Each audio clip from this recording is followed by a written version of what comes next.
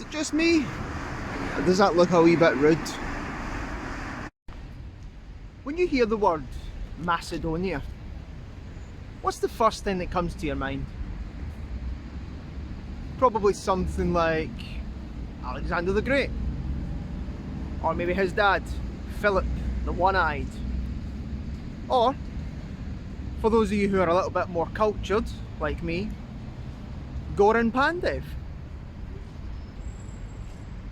You probably don't think, when you hear the word Macedonia, you probably don't think of mosques and Marxism. Aye, you're in for a few surprises in this video. Normally when I walk into a city centre, you see a few monuments to the past, you see some old buildings, some new buildings. Well, the city centre here in Skopje, which is the capital that I am mispronouncing, but it's the capital of the modern nation of North Macedonia. Just to be clear, Greek people, I know it's a complex issue and I'm not getting involved in it today. So it's the capital, and it's a relatively new country. In fact, it became independent officially the same year I was born, in 1992. So this country is about 3 months older than me, which is kind of weird, but there you go. Normally walk into a city centre, you see a few statues, as you know, a few relics of the past.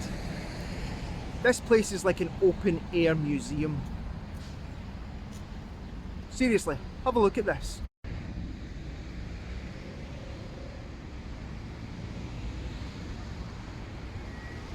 Now, in most cities that would be the most impressive thing you would see all day, but to be honest with you, that's one of many incredible statues that they've built, incredible monuments they've built to the past. So, for example, I mentioned Marxism, and I'll try and explain why this happened a bit later on. Here you have what looks like, oh, they've got the star up there, 1944, which is when the partisans in the Balkans here drove out the fascist occupiers. And of course they're all sitting in what looks like a committee. Very, very, very Marxist.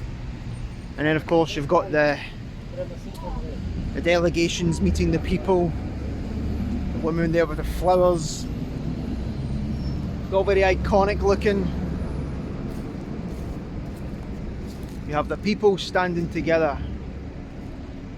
Various different people here, different groups, different ethnic groups, as you can see, standing together in solidarity. And then here is more of a, well, it looks like something you would find in Rome or in Athens even, doesn't it? Now, it looks there as if that should be water, should be a fountain, which they probably just put that on in the summer, to be honest, but that would be, when that was on, that would be unbelievable. It says up the top there, I don't know if you can make it out,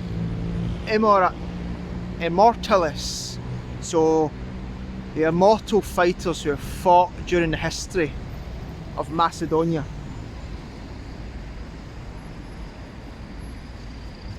As you can see in the distance there, I don't really want to walk up.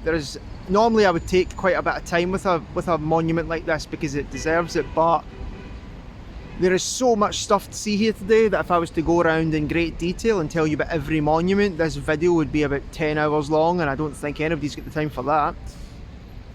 Plus it's 1 o'clock and it actually starts getting dark here around about 3:30, so I need to get my arse in gear a wee bit. But there you go.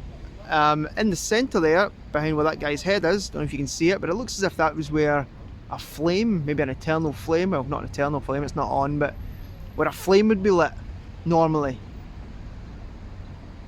But there you go, that's just one example. If you continue down this unbelievable boulevard, what I'm going to call it, I don't know if it's actually technically a boulevard, but that's what I'm calling it today. You walk down here, don't know if you can see in the distance there, I'm going to take you up to it in a moment, once I've fixed my camera, there we go.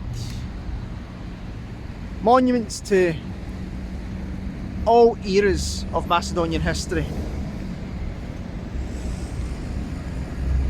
1893. Look at these guys with their... Well, I don't know what they're up to, but they're up to something good.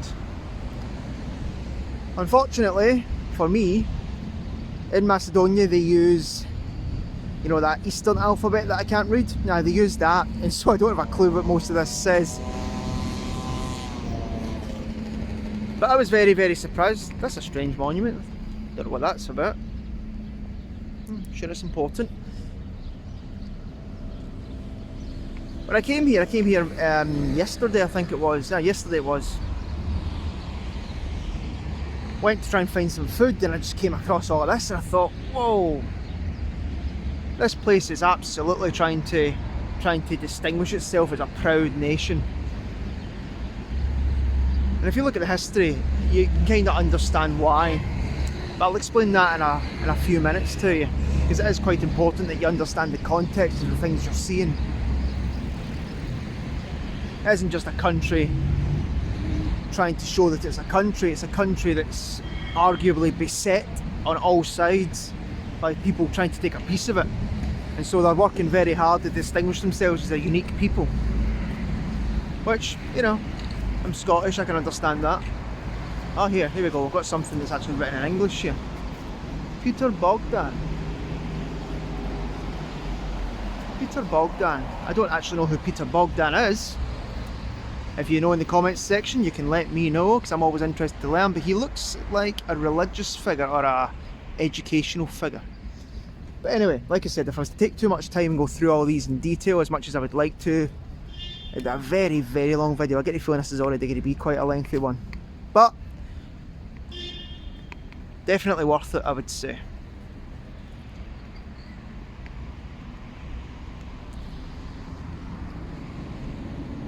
So here's two very impressive pieces of architecture. Look, architecture? Sculpting, not architecture manual, sculpting.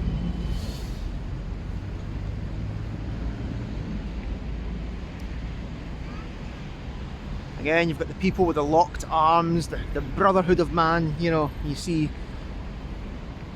Marxist style sculpting or architecture, you notice that it's all very the people, we and us.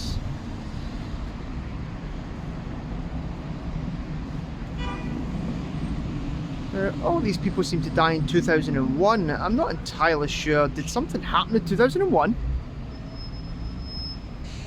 Oh no, there's 2000, 2001. Okay, maybe it's just a weird coincidence. Who knows?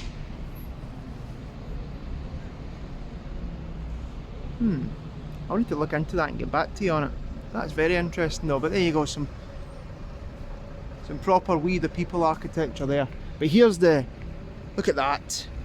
Here's the thing I really needed to show you. If you're staying in the south of the city like I am, and you walk up to the city centre, to get to the actual city centre part, we're not even there yet, and already this has got more beauty than most city centres I've been to. You have to pass through this gate. It's absolutely packed with police and security, so I won't go any closer with this camera, just in case they're a bit iffy about it. In fact, no, you know what, we will. They need to get used to tourists with cameras. They can't be dodgy about it forever. There you go, you've got this memorial arch. It's something you would find again in Rome and Athens, even in Paris.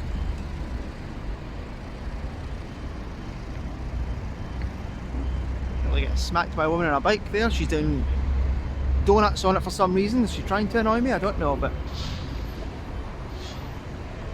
look there, if you look up at the architecture there, you can see the guy carrying the flag with the Soviet star on it, or we'll go for Soviet star, that's probably the right word.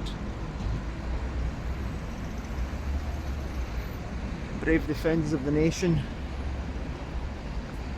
This is a nation with a lot more history than you might think. Like I said, when you think of Macedonia, you think of Alexander the Great, you know, Philip of Macedon, that kind of thing, but you don't realise that there's a lot of history here beyond that, before and after.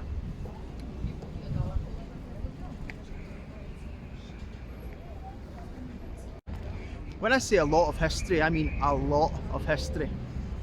So, just to give you an idea of what I mean, if I was to tell you that this city that I'm in just now, Skopje, the capital of the modern nation of North Macedonia, If I was to tell you that this city was settled around about 4000 BC, does that give you an idea of what I mean?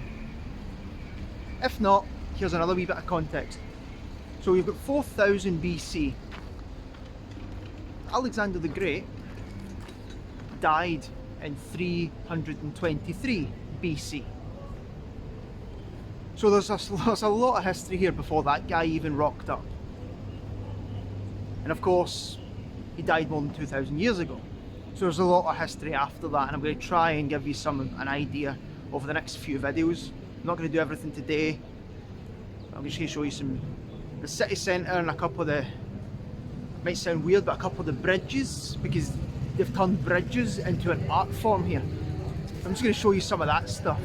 And then some of the other videos I'll talk to you about the history, the ancient history, the modern history, and I'll give you an idea of what we're dealing with here, because this is one really impressive place. Guess who that is? Yep, got it in one. That is a big massive statue right in the city centre to Alexander the Great. Now, again, I understand there'll be Greek people watching this who that really upsets, and in fact, when the Macedonian government started building these statues to Alexander the Great, and I'll show you one later to Philip, the Greeks got so upset by it that they actually blocked Macedonia from joining several international organisations. They blocked their application to the EU, for example. Now, you would think, why would you block someone joining the EU and improving their country and stuff like that? Why would you do that because there's a statue? Well, do you have the time for it? I'm not sure I do, but to be fair, it's such a complicated issue that I'm going to cover that in a different video, because it deserves a video of its own just to give you some context to that. But the Greeks are really upset about it. But you know something? It's not my fight, and I'm not upset about it, because what an impressive statue that is. Even if you don't agree with why it's there, the craftsmanship in this is unbelievable. It's one of the finest pieces of sculpting I've ever seen in my entire life, and I've been to quite a lot of places, as you've probably guessed. And again, it's supposed to be a fountain, so when that's turned on, that'd be incredible. So you've got the lions, you've got the men of Alexander, probably Hephaestion and his other friends. What's the guy's name? Cassander, that's the one. I always forget that guy's name. Hephaestion, Cassander, all of these characters who played a massive role in Alexander's life and military conquests. And if you step back, you see all the details in that. If you step back, like I'm going to try and do without falling down a set of stairs, which is a lot easier than it sounds, you have Alexander up there himself. Not like that though, if you just go around this place, sorry if the sun's getting in the way there, if you go around this place, it's just like a panoramic, like I said, it's like an open air museum, this place. It's unbelievable.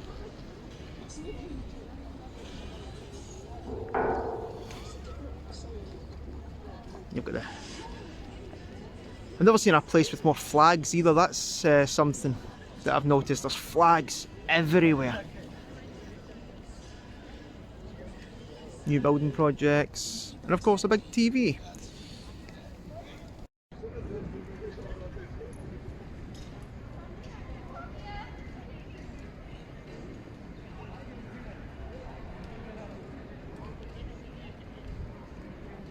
Can you imagine if Macedonia if they ever become really good at football and they qualify for like a major tournament and they get to a final or something, and you're standing in this massive square, and in the background there on that big TV they're playing the final, they're playing the game on it, especially if it's against Greece or something. That would be wild. I think a war might kick off, but never mind. But this place is it's an unbelievable city centre. I think it's really impressive. I can't actually, it's difficult to describe. I don't think I've got the vocabulary necessary to describe how impressive this place actually is. Oh. Let me give you a better view of it though, you know, you need to see this. Now, you might be thinking to yourself, isn't Macedonia, or North Macedonia as it's now called, again, I'll talk about that in a different video, it's quite complicated and it needs a video of its own to get through. Maybe wondering why a place like this, which is a developing country, right? This isn't a rich country by any stretch of the imagination, except of course in its history. Maybe wondering why a place like this spends so much money on architecture and on statues and things. You know, statues don't feed people ultimately, do they? But of course, you've got to remember, this is a country, like I said to you, with a history that spans more than 6,000 years in one form or the other. And it's a country that's beset on all sides by its neighbours. Now, what do I mean by that? Beset on all sides? That sounds a bit over the top. Well, no, not really, actually.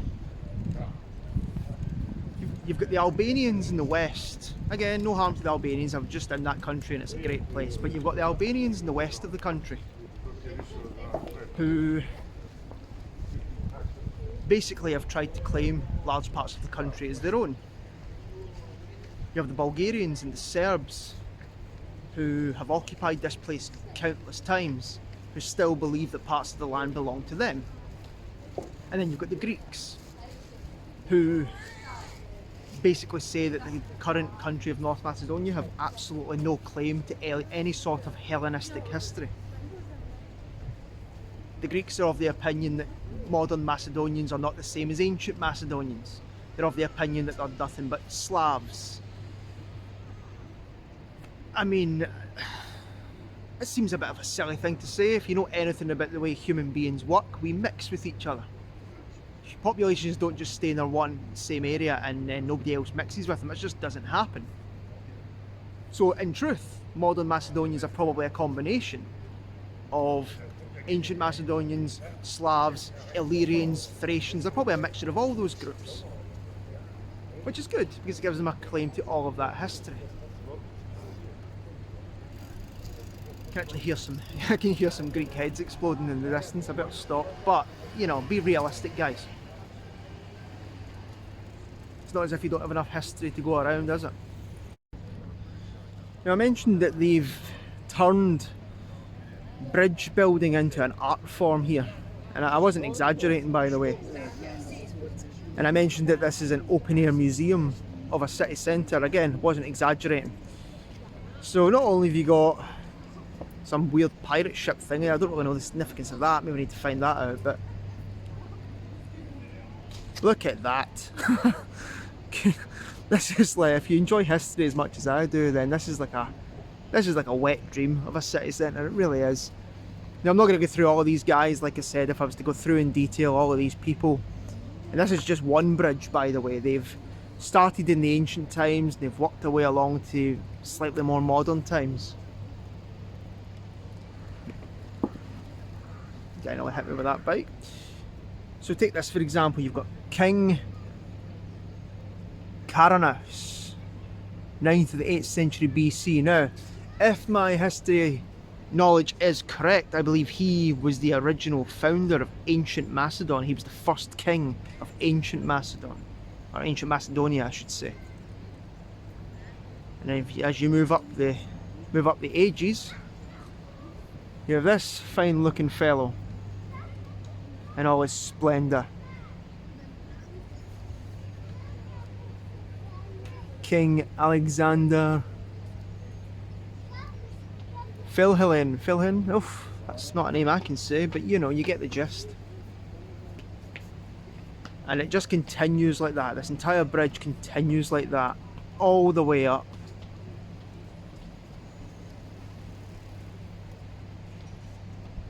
And then eventually at the end there you get to what I believe is the Archaeological Museum, which is a phenomenal looking building. As you can see, it's grand, it's just perfect.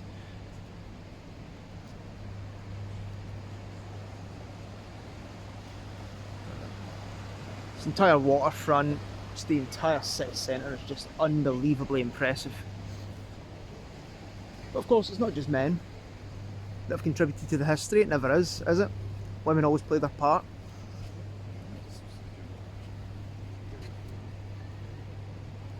We have this lady, Julia Titilla? Well, she's not Spanish, it wouldn't be Titilla, is she? Tertilla, Julia Tertilla, who's a benefactress from the 2nd century AD. Interesting. Okay, well. Good on you, hen. Good on you. Okay. If you don't know much about history, you don't know about many Macedonian figures in history, you could just come here and you would learn so many different names as you move up. I mean, you can see here, for example, these two guys are the perfect example. You have those guys there in their old robes and their old shields and helmets, and then you get to these guys here and look at the difference, the way the weaponry has changed. The swords are now broadswords. The armour is now made out of leather. You've got footwear that actually protects your feet. I know, it's a small change you would think, but it's very relevant.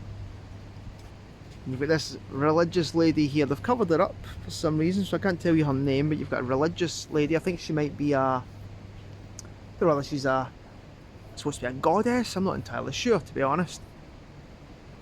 This guy too, this very strapping looking individual. Not only can you tell he's from a different era because of the weaponry that he holds, but look how different the facial hair is. He's just got a big moustache. He looks like he should be driving a motorbike. He's also got that chainmail on his arms there. You can see he's got chainmail to protect his wrists and arms from swords, presumably.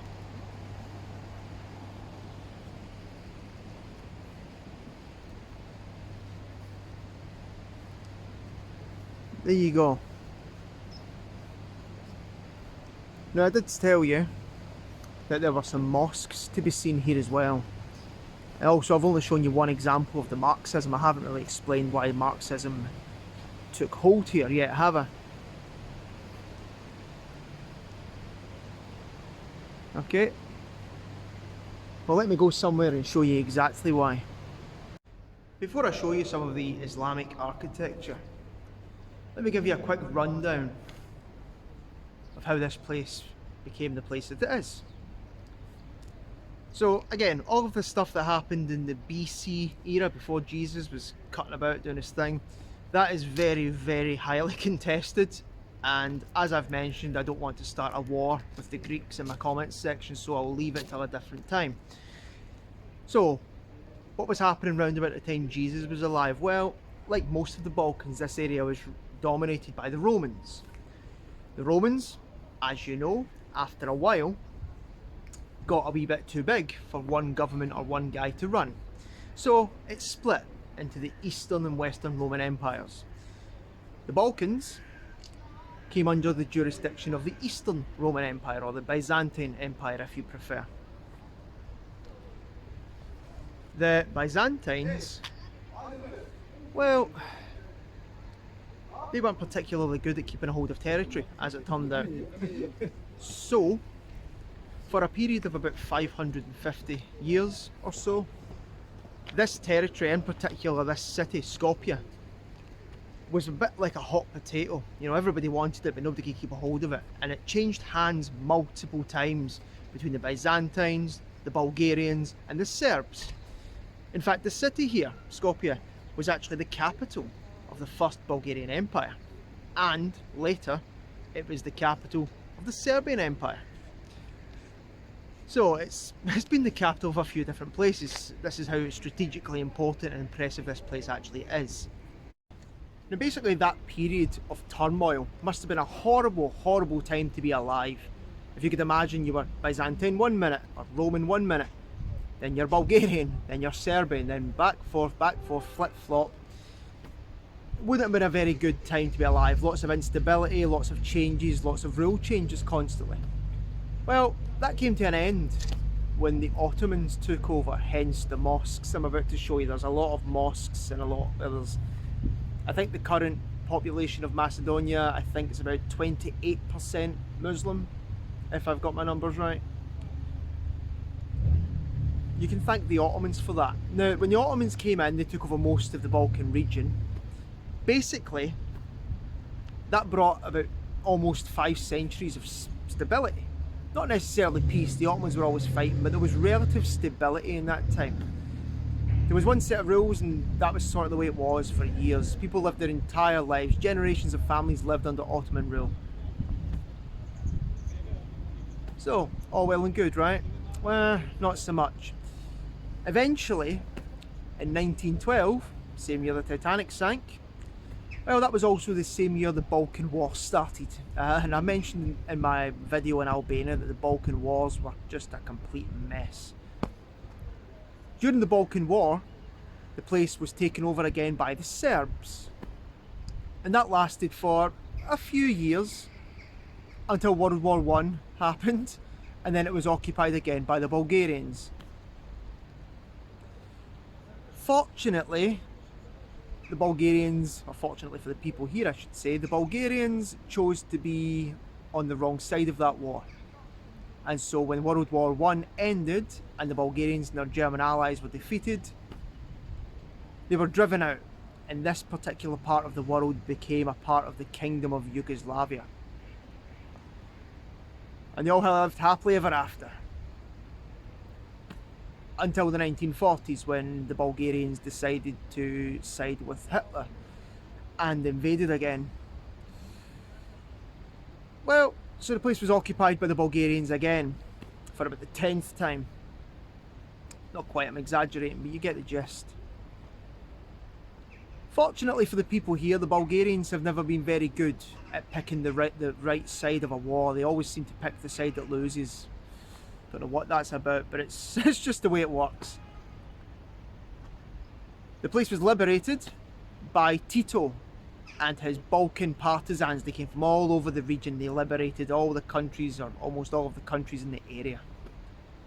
After that, Skopje and Macedonia, not the Greek part,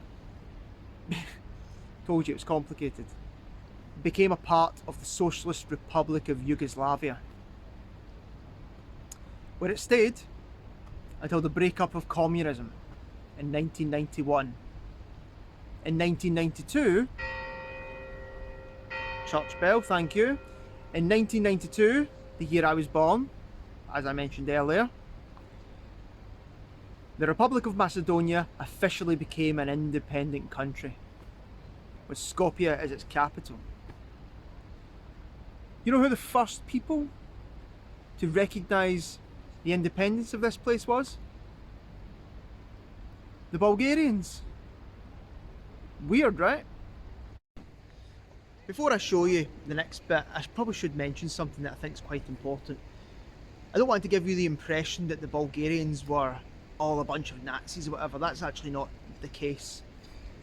The leader of Bulgaria at the time, Boris III, whilst he was an ally of Hitler's officially, he made a conscious effort alongside lots of Christians in his country and a few Muslims as well.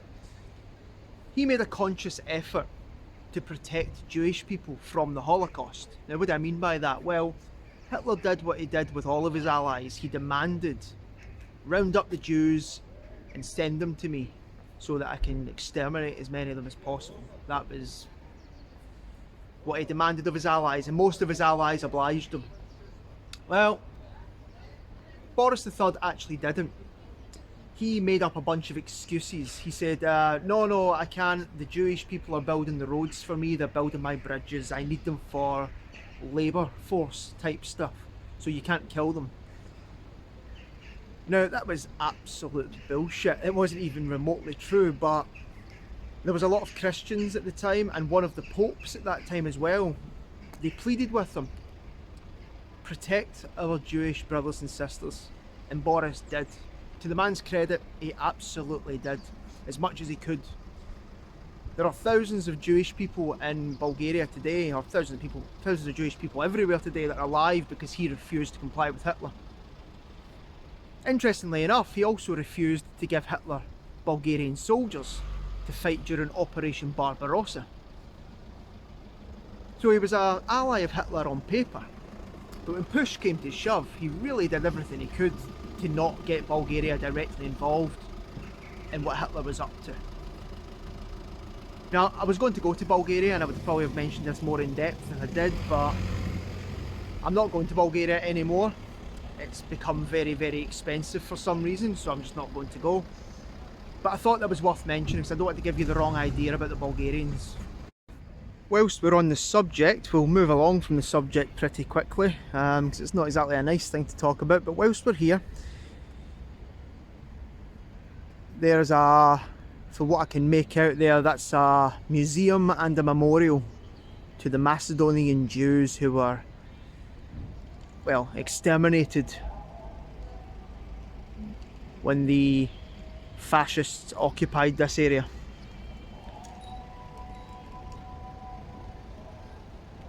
I thought that was a very nice touch. It's obviously a building that's well maintained, well looked after. They've made a bit of effort there. You know, it's a really, really nice tribute. It's a shame it needs to be here in the first place, of course, but you know, they're not trying to deny the shit that happened here. They've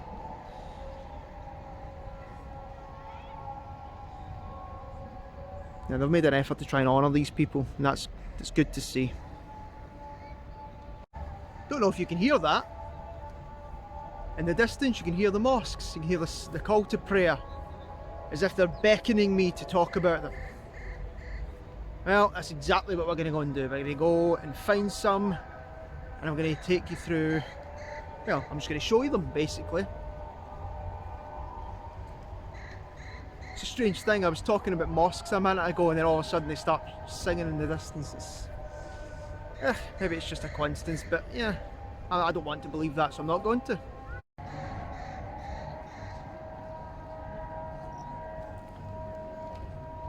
Since the call to prayer time normally means that there's lots of people in praying, obviously, I don't really like to go near the mosques when it's busy because, you know, I'm quite clearly not Muslim, especially if you notice that I don't know what I'm doing when I get there, you know. Everybody else knows exactly what they're doing, they know their mosque etiquette. I show up with a camera and I'm quite clearly not supposed to be there to pray, so I'll give it a wee bit of time. Bastard. I hate the way people just cough and spit everywhere. Middle of a pandemic, pal. Fucking pull it together. There's a weird one here though. I did mention that they just spend a lot of money on statues here. You know, they're trying to obviously stake their claim to nationhood, and they're trying to emphasise that this is a place with a lot of history and a lot of things to be proud of. Well, here's a monument to mothers, it seems. You've got women and a child there, you've got this lady here who's quite clearly pregnant, and if you go around the other side,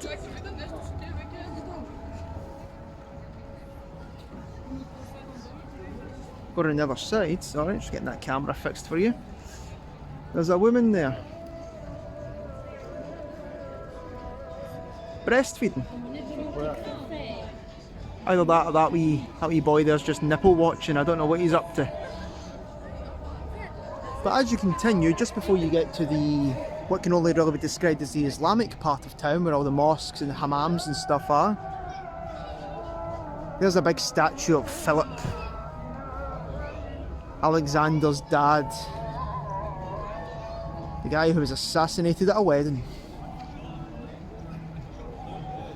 Of course, you've got your churches and stuff like that. But I'll tell you what's really interesting about the statue of Philip here. Also, I showed you the one of Alexander, which is incredible. What I find really, really, really interesting about this statue of Philip... Oh, nearly fell over something there. That's never good, is it?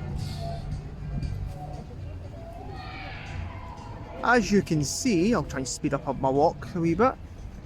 You've got Philip at the top. Below that, you've got Philip and a young Alexander standing together. And at the bottom there, you've got Philip, a young Alexander,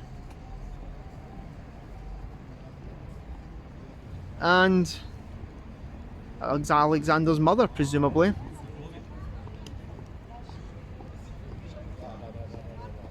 Don't remember her name, so I'm just going to call her Angelina Jolie because that's who played her in that film. So,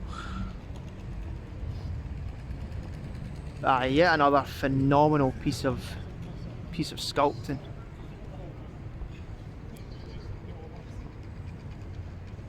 And it's not as if it's just big grand monuments on all of the buildings here. You've got monuments on all of it.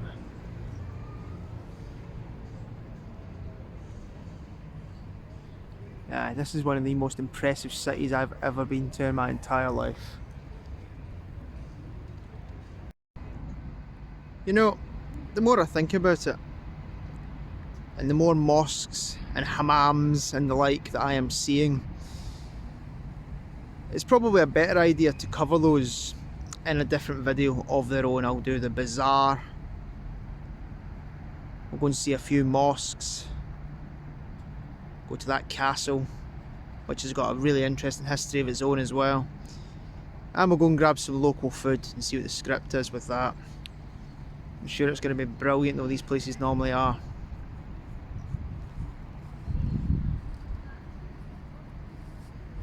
Instead, I'm going to show you something that you really don't see every day.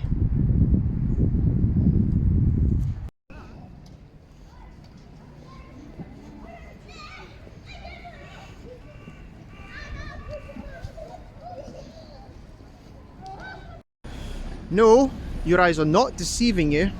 That is a red double-decker bus. Now when you see that, you automatically think of London, right? Well, they have them in Skopje as well. It was one of the first things I noticed when I came here.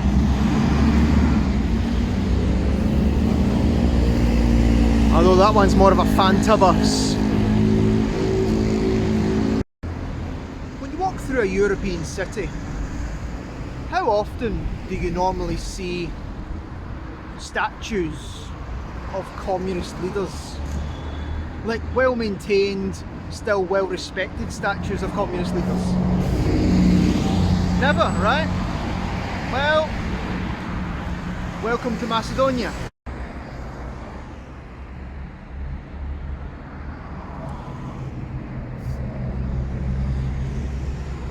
In Macedonia, and in the Balkans in general, to be honest, they didn't have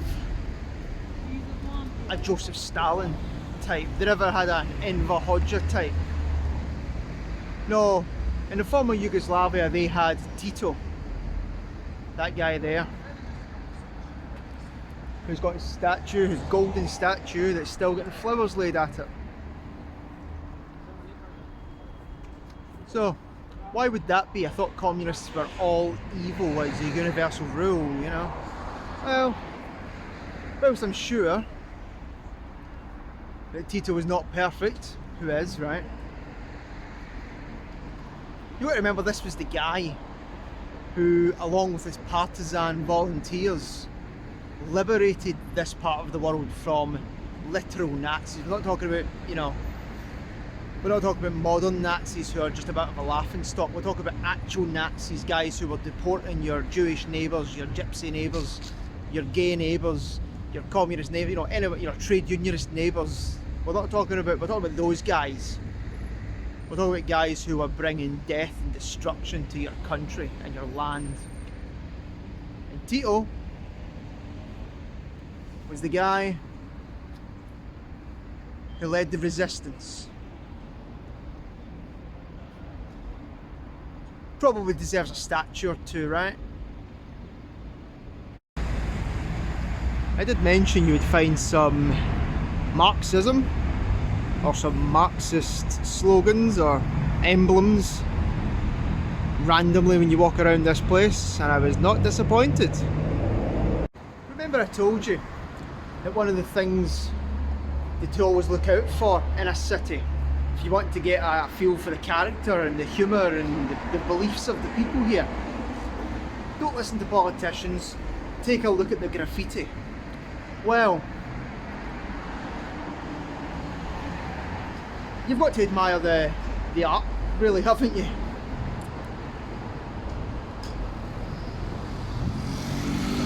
That is absolutely hilarious. I don't care what anybody says.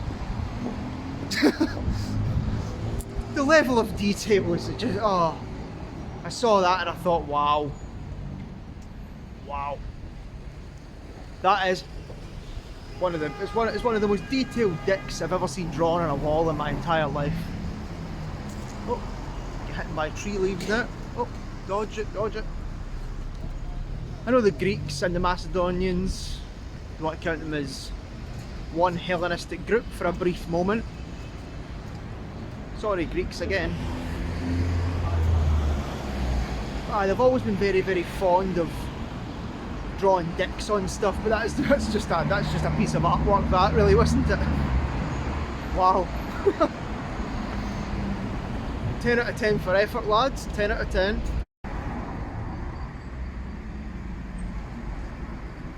All the weird and wonderful things you'll find here in Macedonia, I think that's got to be one of the best. What an unbelievable name for a restaurant.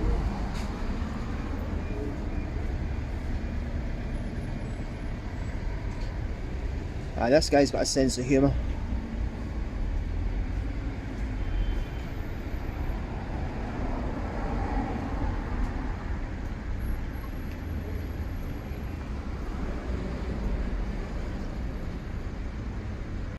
Now, there's something else I should probably mention since I'm in Skopje. Not really something I want to mention, but it would be a bit strange if I came here and didn't mention it. So, behind me is a memorial house to Mother Teresa. Mother Teresa, whilst being of Albanian descent, was actually born here in Skopje.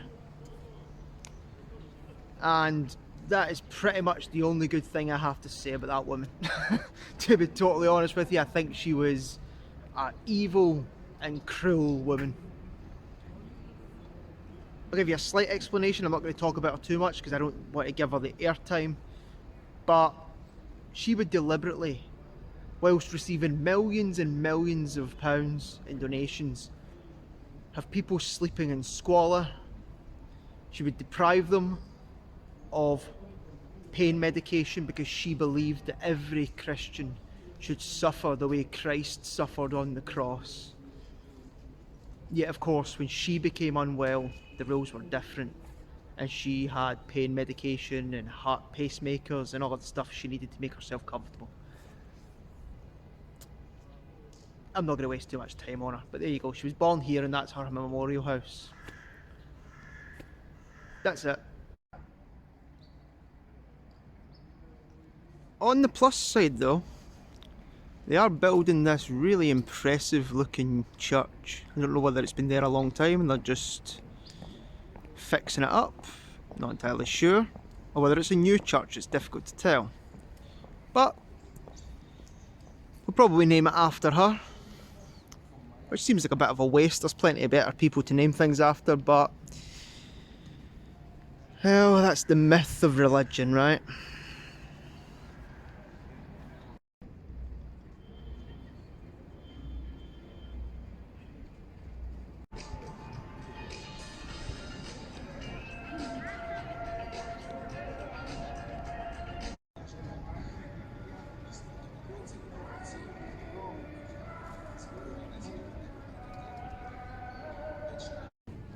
Okay, well, I think that's me for the day.